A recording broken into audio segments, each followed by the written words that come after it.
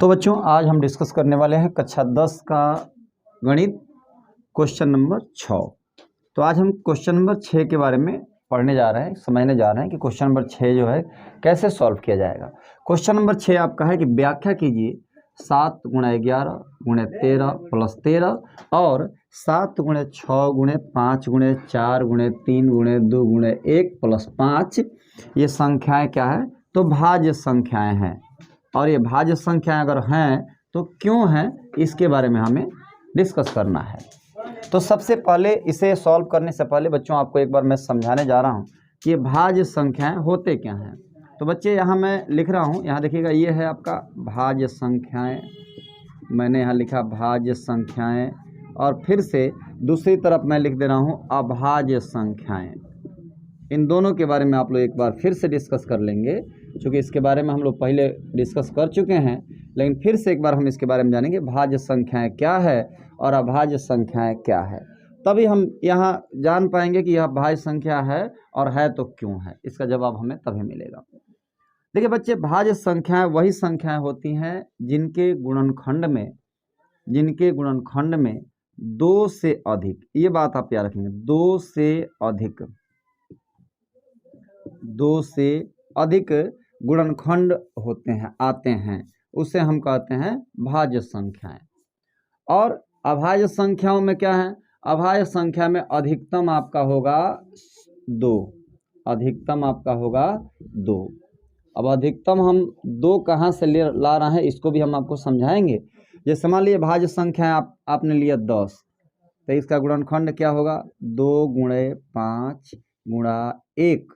अब देखिए इसमें 2 से अधिक गुणनखंड इसमें हो जाएंगे, 1 2 3। लेकिन यहाँ अगर हम अभाज्य संख्या कोई लेते हैं, मान लीजिए अभाज्य संख्या हमने लिया 5 7 11, 2 सबसे छोटी अभाज्य संख्या है, तो आप इसके गुणनखंड की बात करूं तो 2 × 1 5 × 1 7 × 1 11 × 1। इसमें आप देखेंगे कि 2 से अधिक आपके यहाँ जो है फैक्टर कभी नहीं हो सकते। तो अभाज्य संख्याओं की यही पहचान है खास कि उसका जो गुणनखंड किया जाए वह स्वयं से विभाजित होती हैं और उसके गुणनखंड में 2 से अधिक गुणनखंड उसके नहीं आते हैं। उसके जो फैक्टर्स होते हैं उसकी संख्या, गुणनखंडों की संख्या 2 से अधिक नहीं आती है। देखिए 2 × 1 मात्र 2 आएगा, 2 से अधिक कभी आ ही नहीं सकता।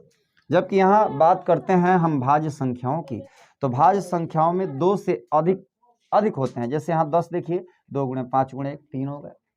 तो आप कहीं भी देखते पहचान जाएंगे कि भाज्य संख्या है, आप उसका फैक्टर करें और उसमें देखें उसके फैक्टर में 2 से अधिक संख्याएं हैं, तो आप ऐसी संख्याओं कहिएगा भाज्य संख्या। और सिर्फ 2 अगर आपके फैक्टर होते हैं, 2 से अधिक कभी होंगे ही नहीं, तो ऐसी संख्याओं को हम कहेंगे अभाज्य संख्याएं। तो मुझे लग रहा है समझ में आपको आ गया होगा कि भाज्य संख्याएं अगर इसमें आती है तो आप उसका फैक्टर करने पर उसके गुणनखंड में 2 से अधिक अंक अगर आएंगे तो कहिएगा भाज्य संख्याएं हैं। तो आइए इस क्वेश्चन को हम लोग हल करते हैं। हमारा क्वेश्चन है 7 × 11 × 13 + 13। बच्चों ध्यान से इस क्वेश्चन को देखेंगे, हमें इसे सॉल्व करना है और बताना है संख्या भाज्य संख्या है तो क्यों है, इसके बारे में भी हम लोग बात करेंगे फिर से। तो देखिए हम देखेंगे यहाँ बीच में जो है प्लस लग चुका है, यहाँ देखिए बीच में प्लस लग चुका है और प्लस से पहले वाले आपकी इतनी संख्या है 7 × 11 × 13 और प्लस के बाद जो संख्या है वो आपका फिर से देखिए 13।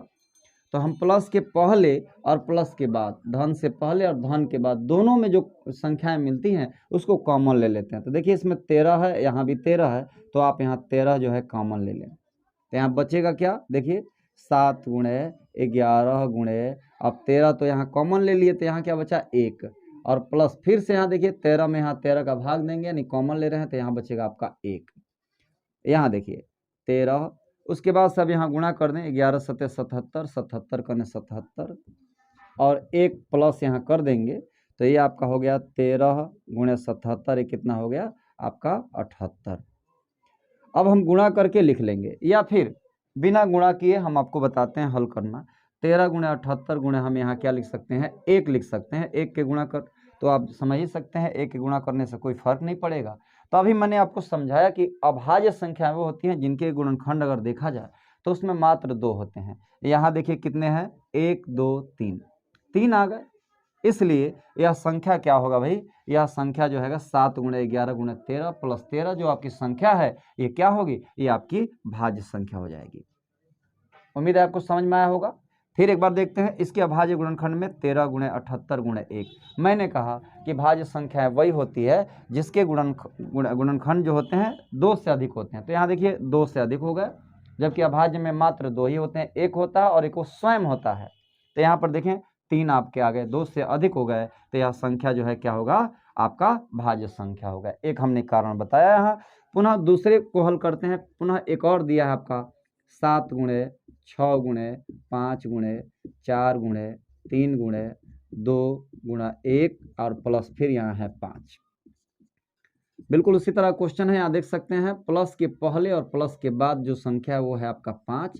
यहाँ हम 5 अगर कॉमन लेते हैं तो यहाँ आपका होगा 7 × 6 × 5 का 5 में भाग देंगे 1 गुणे फिर क्या बचा 4 × 3 × 2 × 1 और प्लस 5 का 5 में फिर यहाँ भाग देने वाले हैं, तो यहाँ होगा 1। कॉमन का मतलब भाग देना ही होता है। तो यहाँ 5 का कॉमन लेंगे तो यहाँ बच गया 1। इसको भी हम देख लें तो 5, इसको हम आपस में गुणा कर लें तो पूरा गुणा करके और हम लिख दें तो गुणा करने पर कितना हो जाएगा, 2 × 2 2 3 6 6 24 24 छक्का आपका होगा 144। 144 में 7 का गुणा करेंगे आपका ये आपका हो जाएगा 1008 प्लस 1। ये हो गया 5 गुणे, अब ये जोड़ देंगे हम 1008 और 1 अगर जोड़ देते हैं तो एक आपका होगा 1009। अब यहाँ देखिए इसको गुणा करके भी हम लिख सकते हैं, या फिर यहीं देखें हम गुणा लिख दें 1। अब यहाँ बताइए इसके गुणनखंड में कितने अंक हो रहे हैं, 3 हो रहे हैं, 1 2 3। तो मैंने कहा कि 3 जिसके भी गुणनखंड में जिसके भी फैक्टर करने पर 3 संख्या अगर आ जाती है तो संख्या क्या होती है, भाज्य संख्या होती है। इस प्रकार कर आप व्याख्या कीजिए ये संख्याएं क्या है, भाज्य हैं। और क्यों है, तो मैंने कहा कि इसके अभाज्य गुणनखंड में गुणनखंडों की संख्या कितनी हो गई, 3 हो गई, इसलिए क्या है, अतः हम लिख देंगे, अतः लिख देंगे कि यह जो दिया गया संख्या है, ये दिया गया संख्या है वो कैसी संख्या है, भाज्य संख्या है। दिया गया संख्या में 2 से अधिक गुणनखंड होने के कारण क्या है, भाज्य संख्या है। ये भाज्य संख्या होगा। तो इस तरह से हमारा क्वेश्चन नंबर 6 जो है समाप्त होता है।